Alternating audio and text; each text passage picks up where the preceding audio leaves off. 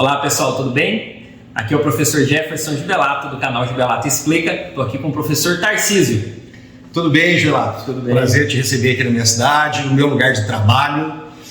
E nós estamos aqui para falar de uma coisa muito grave, tá? Quem for pecuarista aí, tanto produtor de gado de corte, mas principalmente o produtor de leite, enfrenta problema com um parasito que é o carrapato do boi, conhecido cientificamente como Rhipcephalus micrópolis. Vamos falar desse parasito hoje. Olha, aqui no estado do Paraná, nós temos algo em torno de 3,65% de todas as cabeças de gado do Brasil. O impacto a nível de Brasil, dessa questão que o professor Tarcísio está nos trazendo aqui, é de algo em torno de 6 bilhões de dólares. E aqui no Paraná, na casa de 238 milhões de dólares. O estado do Paraná está sendo realmente impactado com essa questão e o professor Tarcísio vai nos dar os detalhes aqui sobre esse tema. Então, nós estamos desenvolvendo um trabalho aqui, na verdade 2 trabalhos, tá, pessoal, para vocês entenderem. É um trabalho de pesquisa básica, tá, que é realizado em parceria com uma universidade aqui de Umuarama, né, da região, que muitas pessoas conhecem, com a Unipar. Boa parte da estrutura, inclusive, da pesquisa foi realizado lá. E tem um segundo aspecto, né, uma segunda parte dessa pesquisa, é que nós estamos criando uma proposta de política pública para combater esse carrapato. Olha, é muito importante que a gente trate do tema, porque quando a gente fala de política pública, a gente tem diversos casos de sucesso aqui no Brasil. Seja a questão da vacinação do gado, né, de forma geral. Sim, a fitosa. A questão da febre aftosa. Todos nós vimos esse baita desse impacto que teve por conta de um caso que ocorreu no Rio Grande do Sul. Né? E quando a gente fala de política pública, a gente fala de normatização. Nós falamos de educar o produtor, de educar a sociedade para tratar de um tema que tem um impacto econômico direto na vida do brasileiro, porque todos nós sabemos, as commodities são muito importantes para a questão econômica nacional, porém também tem toda uma questão para a nossa saúde, né, professor? Sim, eu quero deixar claro aqui, Gibelato, quando a gente fala de política pública, às vezes o produtor fica assim, nossa, lá vem mais cobrança, né? Ou alguns até pensam, vem lá mais imposto. Não, não é isso. Nós estamos propondo aqui, sim, uma regra, que essas regras, é óbvio, né, o produtor vai ter que passar a seguir, mas com essas regras, veja, nós estamos propondo economia. E o aspecto, viu, Gibelato? Além da economia, de ter mais dinheiro no bolso do produtor, com a implementação de uma política pública, nós estamos falando também de evitar o sofrimento dos animais, porque os animais sofrem muito, tanto com o parasito, que é mal controlado, como com as doenças que ele transmite, só que também com o próprio carrapaticida, porque o carrapaticida provoca intoxicação e morte do gado, tá? Aqui no Paraná nós tivemos um caso aí de uma pessoa que perdeu 51 cabeças num dia só por aplicação errada de carrapaticida. E percebam o seguinte, quando a gente fala desse impacto, ele está mais ligado ao gado europeu, que é o gado leiteiro, correto? Exatamente. O Nelore, que é o gado que a gente chama o gado de corte, que vai ali para no nosso açougue, né, o consumo direto ali, ele não é impactado por conta dessa situação, por conta dessa condição, desse problema. Sim, o gado Nelore, ele naturalmente é mais resistente. Por quê? Porque ele vem de uma região onde ele já convive com o parasito, então ele desenvolveu isso. Só que é o aspecto, Gibelato, a gente quer melhorar a nossa carne. E para melhorar a carne, o que a gente está fazendo? Nós estamos introduzindo o gado europeu. Então nós estamos, por um lado, deixando o nosso rebanho de corte também mais suscetível ao carrapato. E nós vamos ter que lidar com esse problema. Nós não podemos diminuir a nossa participação no mercado agora se estão exigindo uma carne, né, de gado europeu por causa desse problema. Nós temos que estudar medidas e implementar essas medidas para poder abraçar esse mercado também do gado europeu de corte. E nesse processo, qual que é o papel de um agente político, como eu, dentro desse processo, em conjunto com um acadêmico, com um professor que está tratando, pesquisando o tema? É o seguinte, é fazer as pontes, levar essa discussão para a sociedade civil, para os institutos, para os governos, para os produtores, para todo mundo. E aí, nesse papel, a gente tem articulado discussões, não é, professor? Sim. Com as associações, com o governo de forma geral, com a representação, né, já eleita, para que a gente possa abrir um diálogo ali, para que seja feita essa normatização, essa regulamentação, a fim de trazer o tema, trazer luz para o tema. Sim. E para isso a gente precisa de estudo, né? A importância dessas pesquisas em institutos como o Instituto Federal do Paraná demonstram que é muito eficaz. É só olhar ali a participação, por exemplo, da Embrapa dentro desse processo todo, né? A Embrapa, inclusive, ela já tem um projeto que ela faz esse estudo, né, para instruir o produtor como que ele pode melhorar o controle do carrapato, porque é feito a partir de um teste chamado biocarrapacidograma. Esse teste consiste da gente coletar os carrapatos, eles são levados até, você pode enviar pelo correio, inclusive, para a Embrapa, isso é gratuito. Eles vão fazer os testes e eles vão indicar para o produtor qual é o carrapaticida mais efetivo para ele utilizar. Porque um dos grandes problemas hoje é isso, é o uso errado dos carrapaticidas, consequentemente desenvolve resistência do carrapato, e aí ele tem que ir aumentando as aplicações. Com isso ele vai gastando dinheiro e intoxicando o gado, contaminando o meio ambiente, intoxicando o aplicador. Gilberto, eu vou te falar uma coisa que é de assustar. Os receituários das empresas recomendam de 5 a 6 aplicações por ano. Na região, nessa micro-região que nós pesquisamos aqui de Umuarama, nós tivemos em média 18 aplicações por ano.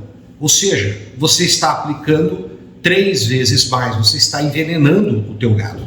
Só que tem gente aqui, por exemplo, que aplica toda semana. Então você imagina, nós estamos falando de 40, 50 aplicações por ano. Nós não podemos mais continuar com essa situação.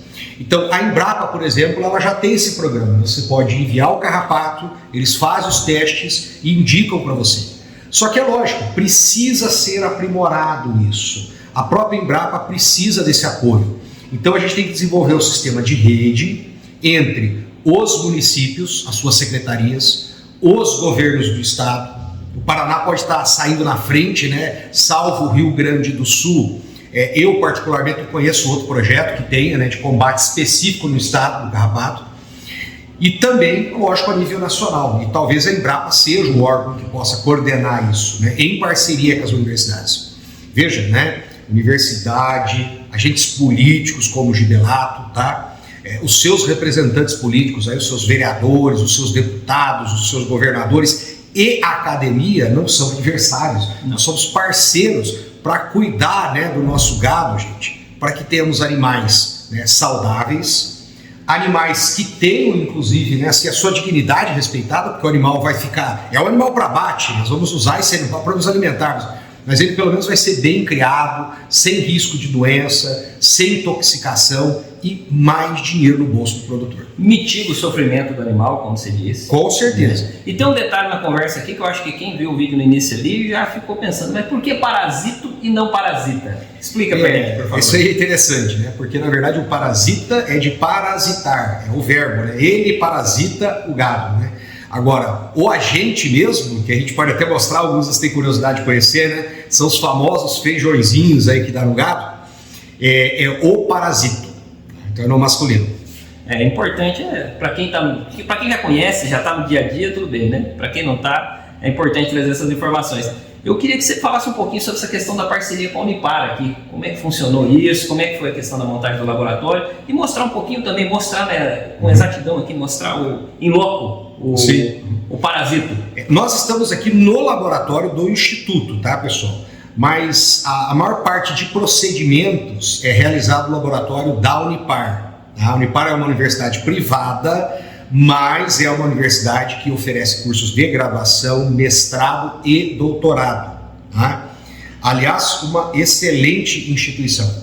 E nós desenvolvemos essa pesquisa em parceria com eles. Né? Então, basicamente, eles têm a seguinte linha de pesquisa lá em relação ao carrapato.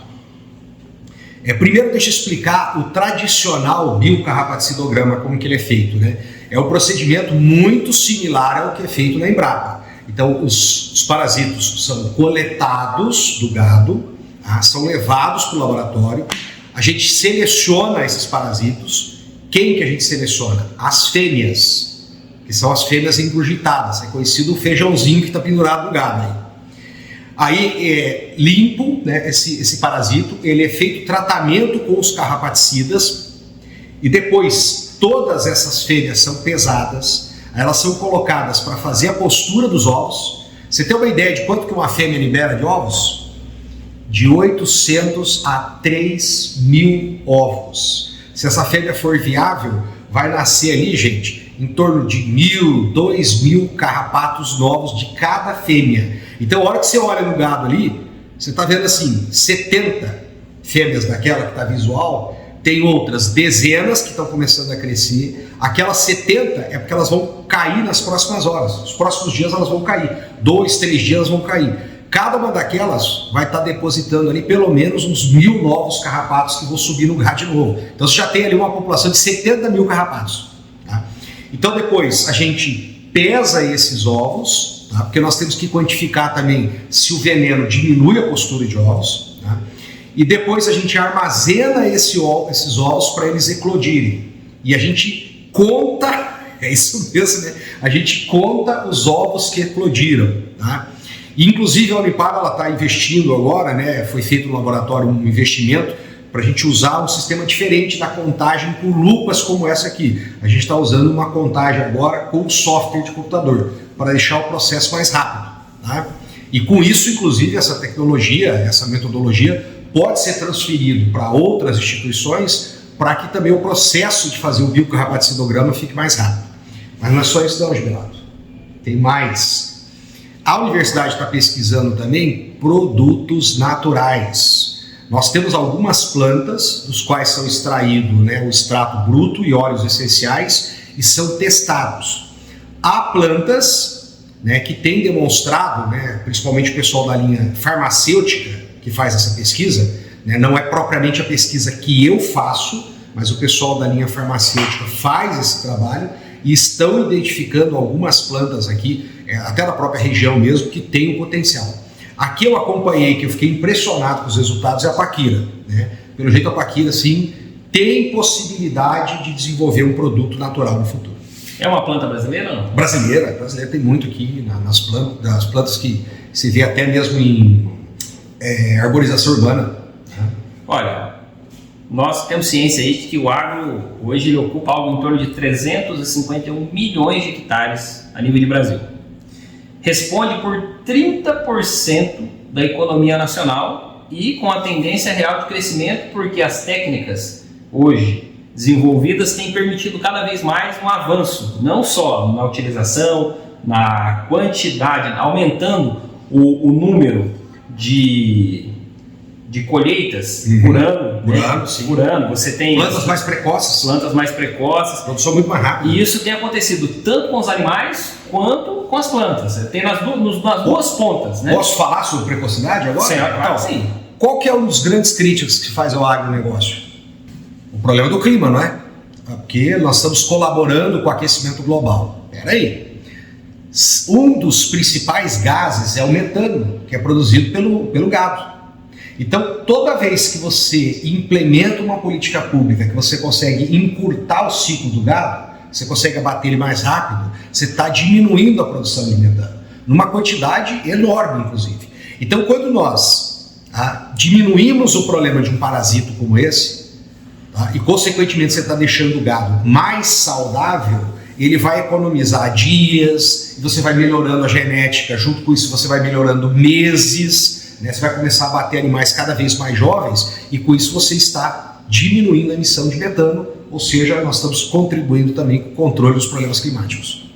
É o conjunto da coisa, mas para ele a gente precisa, para aprimorar, para aperfeiçoar, né, essa relação de interesse econômico, da qualidade de vida da população e da melhora das condições de vida, até do período de vida do próprio animal, a gente precisa investir em pesquisa, dar continuidade a esses investimentos. É um processo que vem acontecendo, sim, tem se aperfeiçoado todos os anos.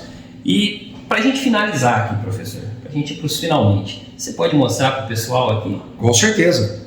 Podemos chegar aqui perto, vamos dar uma olhadinha. Tá? Nós vamos tentar mostrar para vocês aqui.